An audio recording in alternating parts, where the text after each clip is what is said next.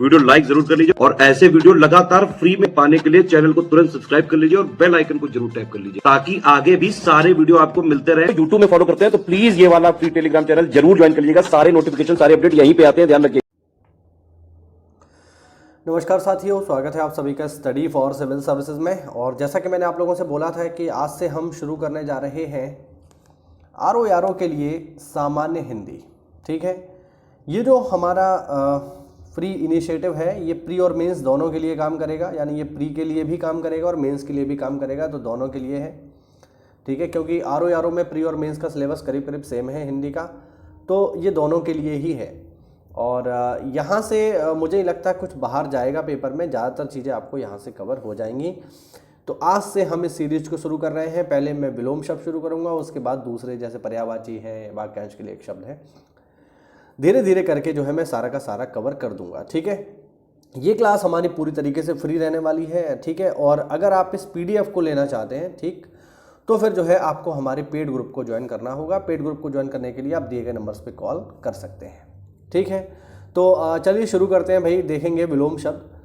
अच्छा देखिए, मैं यहाँ पे बता दूं कि जो हिंदी मीडियम के छात्र हैं उनके लिए तो ये चीज़ें इतना मुश्किल नहीं है। ठीक है, इसलिए नहीं है क्योंकि वो कहीं ना कहीं इन चीज़ों को थोड़ा बहुत अपने स्तर से पढ़ते रहे हैं या पढ़ते रहते हैं।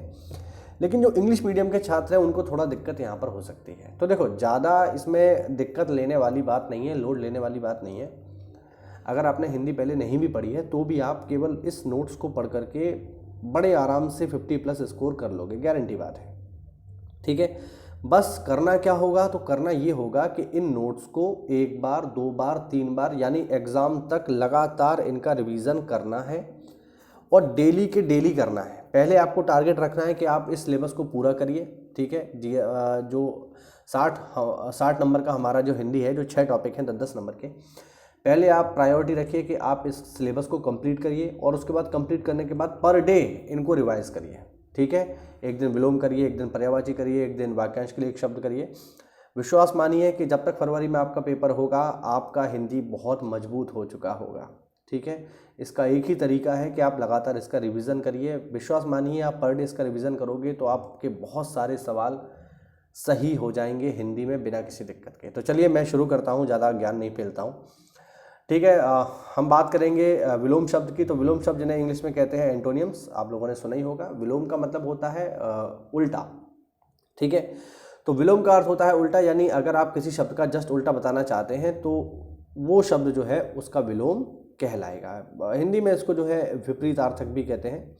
ठीक, तो जो है बाकी तो ये सब जो है ज्ञान की बात है कि इनकी रचना कैसे होती है, वो सब आपके लिए इतना महत्वपूर्ण नहीं है। हम सीधे सीधे पॉइंट पर आते हैं। ठीक, जो इम्पोर्टेंट आपके शब्द हैं उनको हम सीधे सीधे यहाँ देखेंगे, उनके बारे में बातचीत करेंगे। तो बिल्कुल इनको पढ़ना भर है, बस पढ़ना है, देखना है। और आप देखोगे इनमें ज़्यादातर शब्द तो ऐसे होंगे जो आपको पहले से आते हैं, कोई मुश्किल थोड़ी है इनमें। अब जैसे यही देखो, आप पहला शब्द देखो, अच्छाई।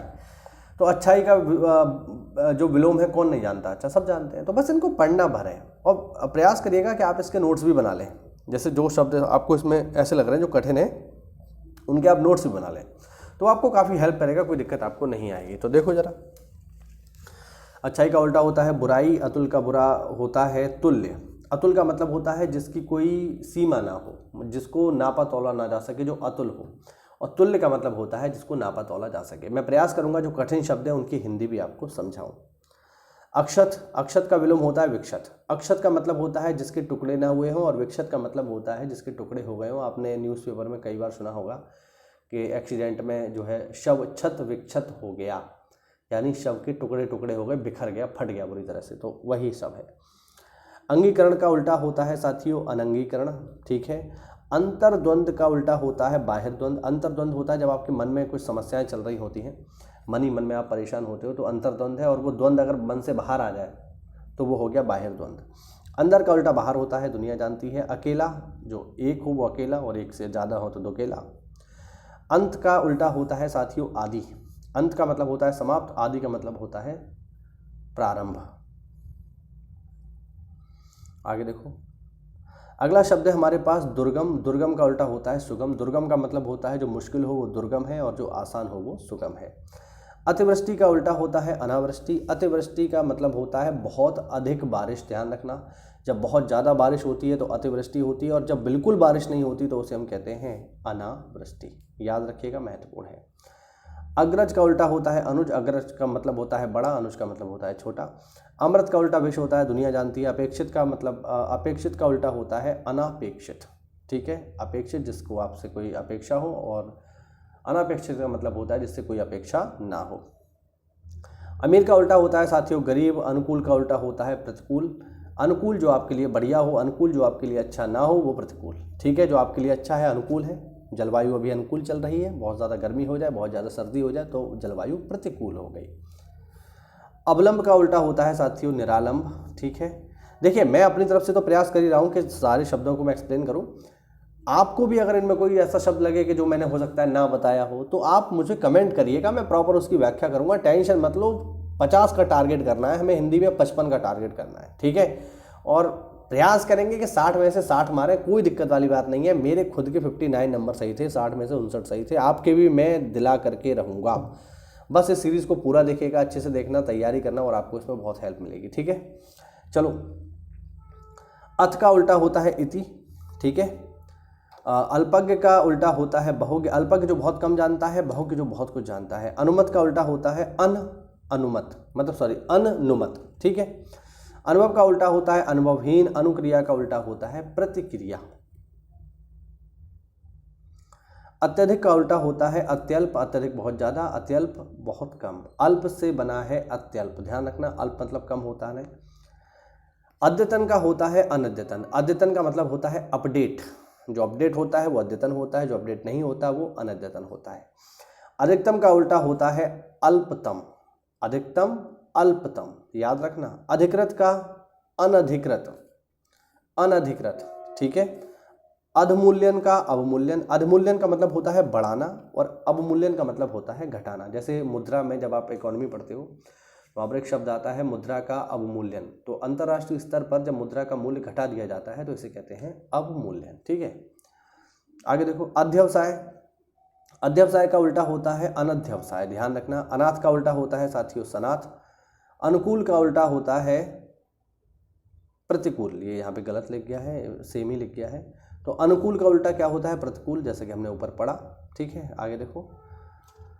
अहर्ता का होता है अनहर्ता। अल्प प्राण का होता है महाप्राण। अल्प प्राण जिसमें मुंह से कम वायु निकले, महाप्राण जिसमें मुंह से ज़्यादा वायु निकले। ध्यान रखना, प्राण का मतलब यहाँ पर वायु है, क्योंकि प्राण का मतलब यहाँ पे उससे मत समझ लेना कि जो हमारे शरीर में आत्मा चल रही है वो प्राण है, नहीं। प्राण का मतलब यहाँ पर वायु से है। जब कोई वायु लेता है तभी तो प्राण हम कहते हैं जीवित है ये। तो प्राण का मतलब यहाँ पर वायु से है। अगर कोई वायु अंदर बाहर हो रही है तो जीवित है, नहीं हो रही है तो मरा हुआ है। तो उसी से मतलब है। प्राण का यहाँ पर जो है मतलब वायु है। अवकाश का उल्टा होता है अनवकाश। अवनी का उल्टा होता है साथियों अंबर। चलिए आगे बढ़ते हैं, जल्दी से देख लेते हैं। अगला का उल्टा होता है साथियों पिछला। अज्ञ का उल्टा होता है विज्ञ। अज्ञ का मतलब क्या होता है, देखिए मैंने यहाँ पे नीचे लिख रखा है आपकी सुविधा के लिए, काफ़ी बढ़िया। ये मैंने नोट्स जो है स्वयं से बहुत प्रयास किया है इन पे, तब जा करके मेरे 60 में से 59 नंबर आए, और इसका फ़ायदा आपको पूरा मिलेगा। देखो, अज्ञ का मतलब क्या होता है। अज्ञ और अनभिज्ञ एक ही चीज़ होती है, ध्यान रखना। बहुत सारे लोगों को कन्फ्यूज़न होता है कि अज्ञ का उल्टा अनभिज्ञ होता है। अच्छा, ऐसा वो क्यों सोचते हैं? ऐसा इसलिए सोचते हैं क्योंकि इसके आगे अन लगा है ना, तो वो इसको विलोम शब्द समझते हैं, बट ऐसा नहीं है। अज्ञ और अनभिज्ञ एक ही बात है। होता क्या है अज्ञ और अनभिज्ञ? जो जानता, जो ना जानता हो, ठीक है, जिसको कोई नॉलेज ना हो उसे हम कहते हैं अज्ञ। ठीक है, या जिसको किसी विषय के बारे में कोई जानकारी ना हो। जैसे मान लो आपके पड़ोस में कोई घटना हो गई और पुलिस आपसे पूछने आई, आपने कहा मैं इस घटना से अनभिज्ञ हूँ, यानी मुझे इस घटना के विषय में कोई जानकारी नहीं है। तो अनभिज्ञ या अज्ञ एक ही बात होती है, ध्यान रखना। ठीक है, जिसको कोई जानकारी ना हो वो अज्ञ या अनभिज्ञ होता है। अब इसका उल्टा क्या होता है? इसका उल्टा होता है अभिज्ञ, विज्ञ या प्रज्ञ। यानी अज्ञ का उल्टा अभिज्ञ भी है, अज्ञ का उल्टा विज्ञ भी है, और अज्ञ का उल्टा प्रज्ञ भी है। और ये सेम कंडीशन अनभिज्ञ के साथ भी है। इसका मतलब क्या होता है? जो जानता हो, जिसको किसी घटना के विषय में या किसी के विषय में जानकारी हो, वो होता है अभिज्ञ, विज्ञ या फिर प्रज्ञ। ठीक है, बात समझ पा रहे हो, नहीं समझ पा रहे हो? तो अच्छे से इसको नोट्स बनाइएगा इसके प्रॉपर, तभी आनंद आएगा हिंदी पढ़ने में, तभी आप कर पाओगे। ठीक, तो आपको समझ में आया ना? अज्ञ क्या होता है और विज्ञ क्या होता है? अज्ञ जिसको जानकारी ना हो वो अज्ञ है और जिसको जानकारी हो वो विज्ञ है। ठीक है, चलो आगे बढ़ते हैं। अगला शब्द है हमारे पास अंधकार। अंधकार का उल्टा प्रकाश होता है, सबको पता है। अंतरंग का उल्टा होता है बहिरंग। अंतरंग जो बहुत आपका क्लोज हो और बहिरंग जो इतना क्लोज ना हो। ठीक है, अंतर्मुखी जो मन ही मन में बातों को रखे वो अंतर्मुखी होता है। इंग्लिश में इसके लिए वर्ड होता है इंट्रोवर्ट। और इसका उल्टा क्या होता है? बहिर्मुखी, जो सबके साथ घुल मिल जाए। अकंटक का उल्टा होता है कंटकित। अकंटक का मतलब क्या होता है हिंदी में जान लो। अकंटक का मतलब होता है जिसमें कांटे ना हो। कंटक का मतलब होता है कांटे और अ का मतलब है नहीं हो, यानी जिसमें कांटे ना हो वो अकंटक हो और जिसमें कांटे हों बहुत सारे वो है कंटकित, कांटों से भरा हुआ। अक्षत का उल्टा विक्षत होता है, मैं पहले बता चुका हूँ। अकर्मक का होता है सकर्मक। ठीक है, हिंदी में भी हम इसे पढ़ते हैं। अगला का होता है पिछला। ठीक, आगे देखो। अतिक्रमण का होता है अनतिक्रमण, याद रखना। अग्रगामी का पश्चिगामी, अमर का मर्त्य। ठीक है, ध्यान रखना अमर का उल्टा क्या है? मर्त्य है, मर्त्य।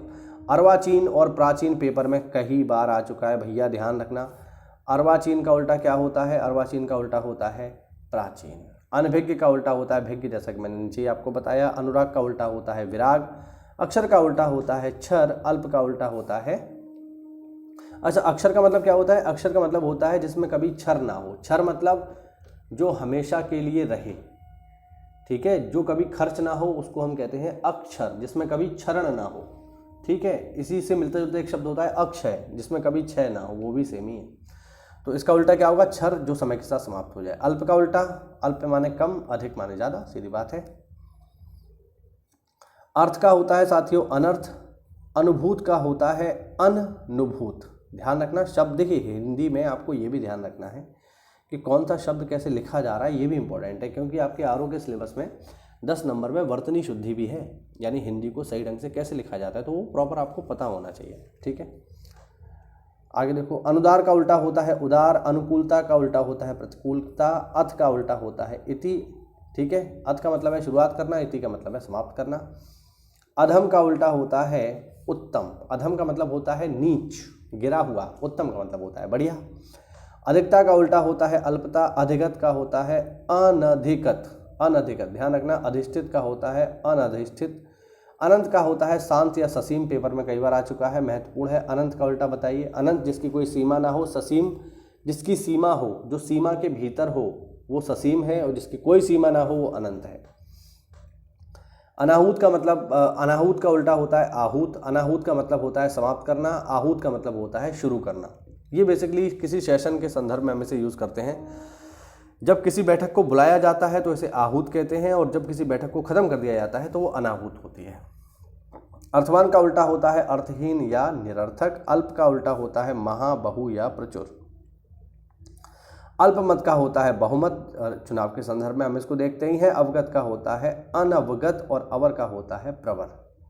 ध्यान रखना, अवर का मतलब एक रैंक नीचे और प्रवर का मतलब है एक रैंक ऊपर।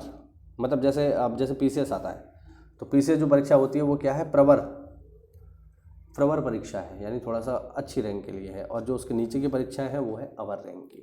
ठीक है, तो इस तरीके से ये हमारा हुआ एक पहला छोटा सा वीडियो जिसमें हमने जाना हिंदी के विलोम शब्दों के बारे में। छोटे छोटे वीडियोस बना करके सारे टॉपिक को मैं कंप्लीट करूंगा। उम्मीद करता हूं हिंदी आज से आपको आसान लगने लगेगी, खासकर उनके लिए जिनको हिंदी से डर लगता है, जिनको लगता है कि हिंदी हम नहीं कर पाएंगे आरो में, उनके लिए श्रृंखला समर्पित है और आपकी हिंदी पक्की करवाने की जिम्मेदारी मेरी। मिलते हैं साथियों अगली क्लास में, तब तक के लिए जय हिंद, जय भारत, वंदे मातरम।